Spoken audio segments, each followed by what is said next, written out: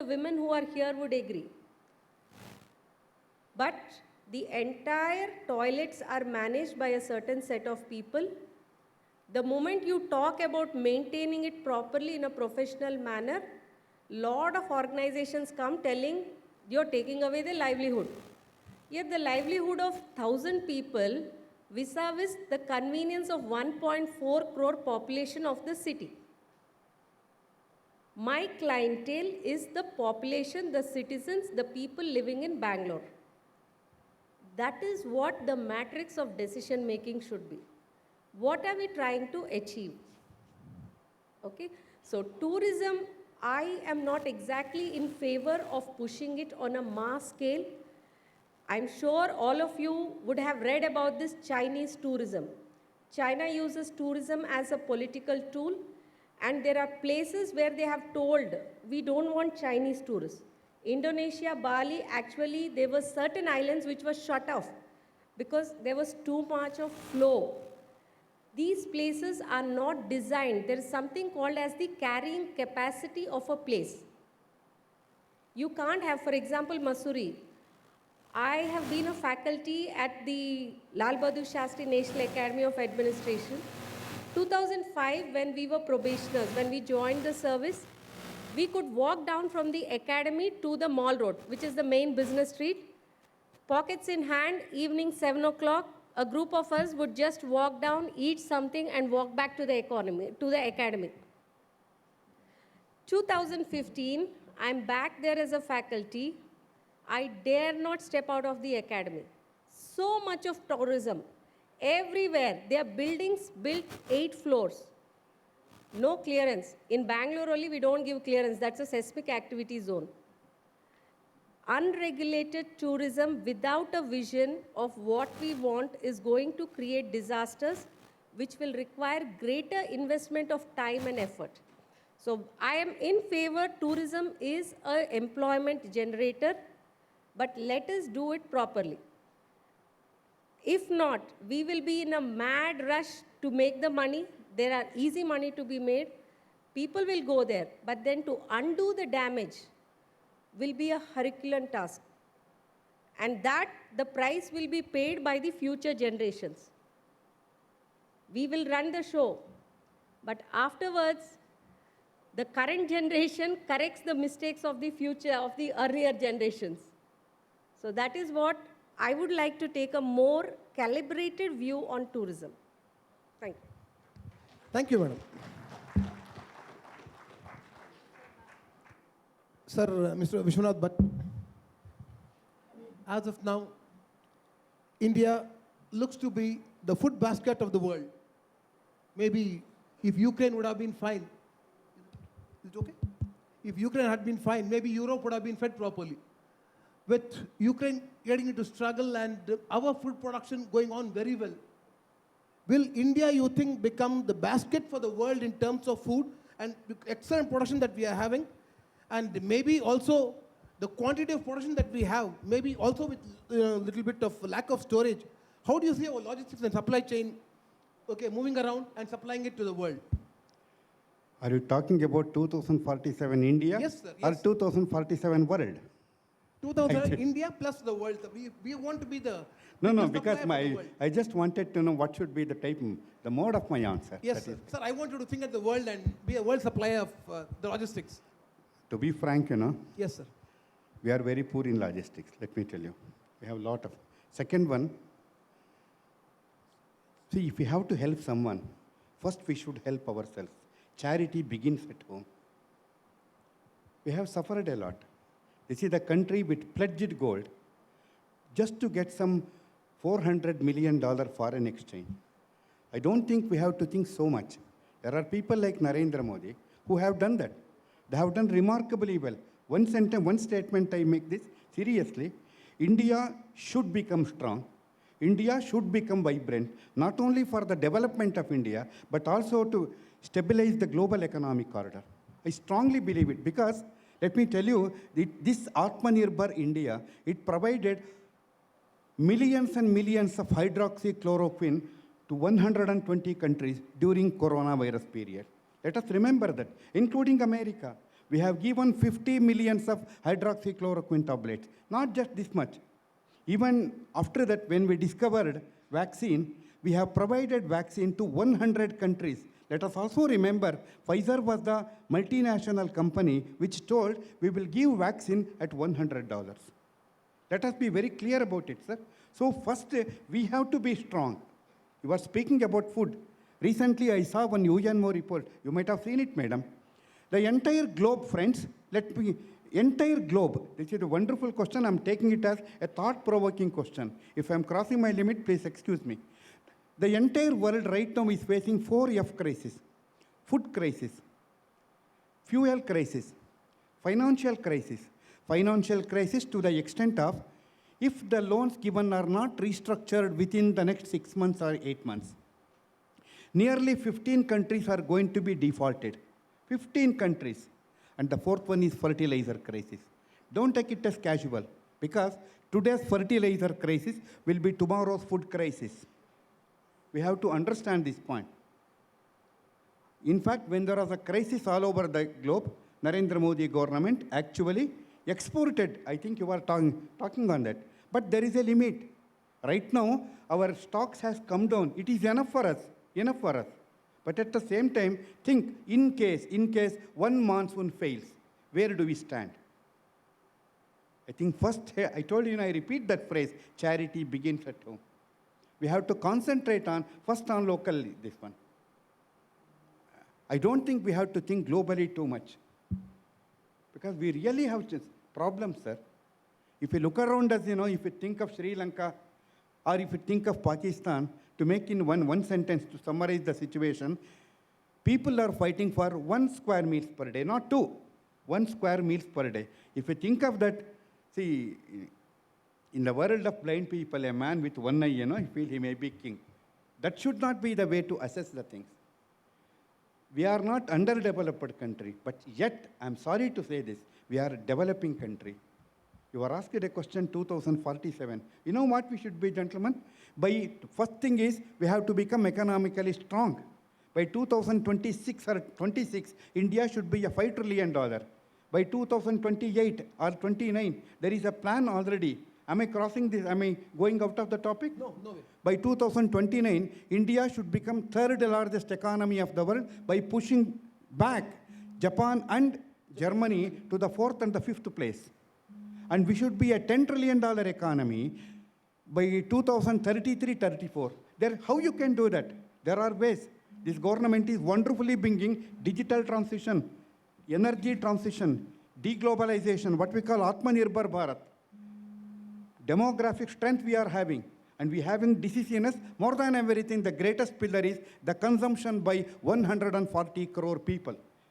And the fifth one you are talking about, where 2047, we should be a $30 trillion economy with prosperity across the nation. Then we can stabilize the global economic corridor. In fact, the same Narendra Modi, who offered to give food, he stopped it. Why? Because one flop, one monsoon flies, one need not be. He will be asked to resign. I think we should, time being, with due respect for your human concern for the globe, I tell you, we should not at all think of it. Let us first say charity begins at home. Absolutely, sir. Thank you very much. Nice answer to this. I think like an entrepreneur, right? I think entrepreneurship will solve all the problems of this country, right? That I may be right or wrong, but At the right price. At the right, So that would have been my next question. at the right price for whom is the next question, right? So, but sir, this is what I feel, right? So, in fact, you can't take out food production, right? You can't isolate food production from the income for the farmers, and you can't isolate that. You can't isolate from the whole sustainability, right? Considering fertilizers, etc. This one, right? So, if India has to increase the income for the farmers, right? And India has to start exporting, right? India will, my belief is that we not only become self-sufficient, which we are, which we will be, right? Which we continue to, but we need to become the net exporters. The challenge there is, he did say that, right? Our logistic systems are poor, right? Our food processing systems are still poor, right? So as much as we want to say, we want to talk, we are talking about it, we know what is happening with even our existing food technology parks in Dabaspet and other things, right? So my whole belief is, right, again, all I am trying to do is to talk to youngsters and tell them, right, there is a tremendous opportunity in food processing. There is a tremendous opportunity in thinking deep and then solving the problems of food distribution and food processing. An entrepreneur who gets it right is doing a lot more service to the country, and probably those entrepreneurs are the ones who will make your vision of India being a net exporter of food happen. Right? That's the. Will take 1 minute. Yes, sir, sure, please. Sir, I agree with you. The difference what we have, exporting food products and exporting food grains is altogether different. So I'm strongly, no, let me tell you, I'm strongly in favor of food processing, because food process or FPOs there, you know it better, madam. Food producers organization where food products are exported. That directly exporting wheat, directly exporting rice, you know, it is definitely it will In hit. fact, that's like exporting raw materials. Yes. That's the wrong thing that we should know. I'm sticking only to that. Modi government actually was exporting that raw rice, raw wheat. I'm against that. Certainly not. And he is aware of it. Because it was actually rottening in Food Corporation of India's garden. Instead of rottening, let somebody have it with the holistic approach. But my difference is about food processed food products and the raw food product. That's all. Sir, Mr. Amitabh, will you expect shorter product life cycles in the technology sector? And what do you think will be the payback period if such a technology sector is going to come up in this? The product development turnaround In time. food sector, if in the food sector we are trying to look into better technology coming in, can we, when we have companies, etc., who are being financed too, do you think that the product life cycle is going to become smaller, or you think that it's going to become much better than what's going to be now? The final product shelf life. Exactly. Okay. The shelf life, the way to increase shelf life is using artificial methods. And Indian mindset and our Ayurveda and our anybody would not like you to eat anything packaged food. So it is in fundamental conflict with what we preach and what we want to sell. As everybody was saying, we need to do food processing. No, but I think the newer technologies are coming, and the bigger part is that existing technologies are becoming cheaper. So today, I go to my village in Bihar and I find a 5 rupee Lays. 5 rupee Lays. Now the potato is very small, not even costing 10% of it. But this whole concept that in 5 rupees, which if you convert into cents, it's only like 4 cents. You can actually manufacture, package, wash potatoes, clean, cut, fry, pack, vacuum packing, then shipping in boxes, and then distributing to big cities, small cities, finally reaches my village. Imagine so much has gone on and still 5 rupees. So our economies are so already efficient in that sense. Now with this transportation cost being planned by Gadkari ji to bring it down from 15-16% to 7-8%, the prices will drop by another 10%, and thereby saving energy also. So when it comes to food processing, the shelf life is a matter of technology. If there is no depreciation in the value, then one should keep it.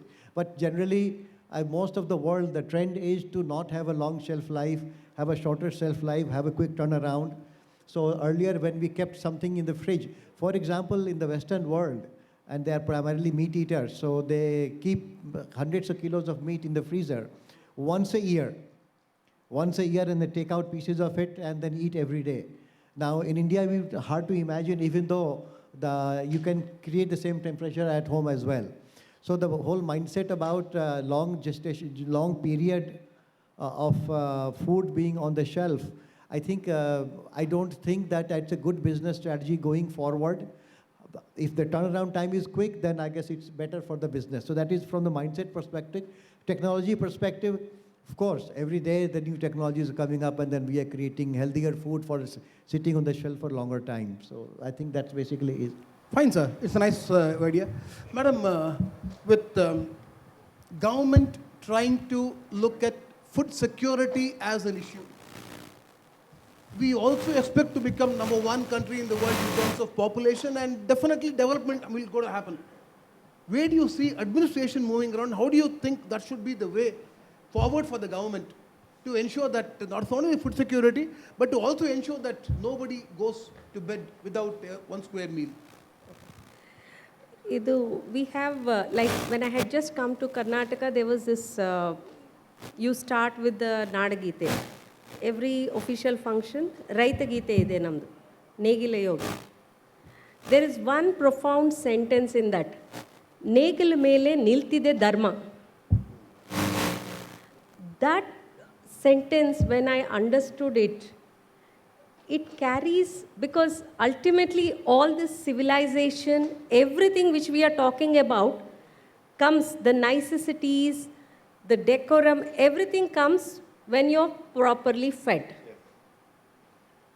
That is what is the fundamental responsibility of the government. 2 weeks ago, I was watching a movie with my kids. Now, thanks to Netflix, there are so many things. This was about a movie, The Boy Who Caught the Wind. Probably you may also see. There is one scene there where there is... You crashed the laptop? Oh, projector. Repair ಆಗುತ್ತೆ. Projector repair ಆಗುತ್ತೆ. Okay. So the government, the military takes over the government, and there are food droids. Please remember, how many of the students here remember standing in a queue for a milk packet in the morning? ನೀವು ಯಾರು milk ಪ್ಯಾಕೆಟ್ಗೋಸ್ಕರ ನೋಡಿಲ್ಲಲ್ವಾ? 24 ಗಂಟೆ ಯಾವಾಗ ಹೋದರೂ milk packet ಬರ್ತದೆ. Yes. How old are you? 26. Okay. So, when I was around the age of 8 or 9, morning 6 o'clock, you stand in the queue to get your milk supply for the day. If you come afterwards, there is no milk. Today, thanks to the cooling technology and thanks to the white revolution, we have milk. So we take it for granted. As Vishwanath sir has told, it takes 2 crop failures to put a stress on the food supply. We take the food on our plate for granted. Yaro raita yello ulme ಮಾಡ್ತಾ ಇದ್ದಾನೆ, ನಮ್ಮ ತಟ್ಟೆನಲ್ಲಿ ಅನ್ನ ಬರ್ತಾ ಇದೆ. Coming to the question, sir, where you told technology, it is not apps which are going to do it.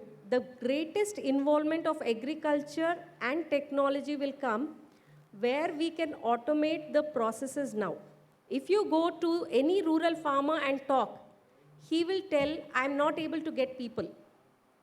ದಿನಕ್ಕೆ 500 ರೂಪಾಯಿ ಕೂಲಿ ಕೊಟ್ಟು ನಾನು ಹೆಂಗೆ ಮಾಡಬೇಕು? I get 1000 rupees per quintal of rice. If the farmer is giving 75 kg sack of rice, he gives to the rice mill. It's paddy, not even rice. He gets around 1000, 1200. Now it has increased a little bit. Earlier it was really bad. So when he is getting 1200 rupees, the farmer has to spend the same amount of money in the economy as any of us. If he wants to send his kids to this college, he has to pay the same 2-3 lakh fees as everyone. His clothes cost the same. Probably he may not be wearing the same clothes, but whatever. At the market, he is at the market price. But when it is coming, 1 kg akki, if it is going to 100 rupees, governments will fall. We are a society which doesn't pay fully for its food. Our food is subsidized, and that subsidy was something which at WTO, the government of India has taken a very strong stand and told, I don't care, but I am going to subsidize my farmers. That's where the fertilizer subsidy, when you look at the budget, there is a fertilizer subsidy. A part of that fertilizer subsidy, all of us are consuming. But I don't support it totally. FCI, which was a product because this country suffered a famine in 1930. Millions of people died. Bengal famine. Yes, before that and after that, we had recurrent famines. Only in the last 40-50 years, there is no shortage of food anywhere. You know there were rice control orders where you couldn't transport rice from one state to another. Those have been done away with because we have sufficient. Because rice was smuggled from Karnataka to Kerala. Yes. We were, used to study those days. Kasargod border. Kasargod border was there. Okay. So, I do not favor exporting my food produce to other countries when every citizen of India is subsidizing it. To produce 1 kg of rice, it takes at least 1,000 liters of water. I would like to send these well-qualified graduates to work in wherever countries. That is where I want to integrate with the global market. Food, I will sell it when the subsidies are factored in. I cannot subsidize somebody who is eating in Europe because my water is subsidized, my fertilizer is subsidized, and I am subsidizing it for the citizens of my country. Absolutely fantastic, madam. Been a great reply to a question that I always thought in terms of seeing how we could manage with the poor and the downtrodden class of the society. Yes, sir. I said IAS people should become entrepreneurs. Sir, getting a little serious, we'll slightly change the line and come into the finance line. See, Suresh, I've read of 2 words in my study of finance. One of them is called as value. The other one is called as valuation. I was listening to one of my favorite, speaker, Chartered Accountant Gurumurthy. And he has given a fantastic explanation regarding value of a product, value of shares in an organization, and the valuation of that in the market. As a VC, how do you see value and valuation being evaluated? Sir, valuation is defined by the market, right? I mean, VCs try to predict what is the value that the valuation the market will give, right? So if you actually go and look at that, contrary to all the stuff that you are talking about, right? The multiples that Indian companies are getting is not as high as the multiple that a US company is getting, right? So I think valuation is a term that is driven by the market, which we don't need to, that will always be. I mean, all of us are sensible enough to it gets corrected, right? As far as value, right? I mean, I know where you are hitting, so I'll address that question without this one, etc., right? So it's necessity for all to make money, right? Show the profits, right? So it's necessity for all the products that I sell to have a gross margin, right? But we were lucky as India, right? I mean, which is also, even China was lucky for that matter, right? So this one, wherein there were some money put into the country wherein we could invest into developing the market, right?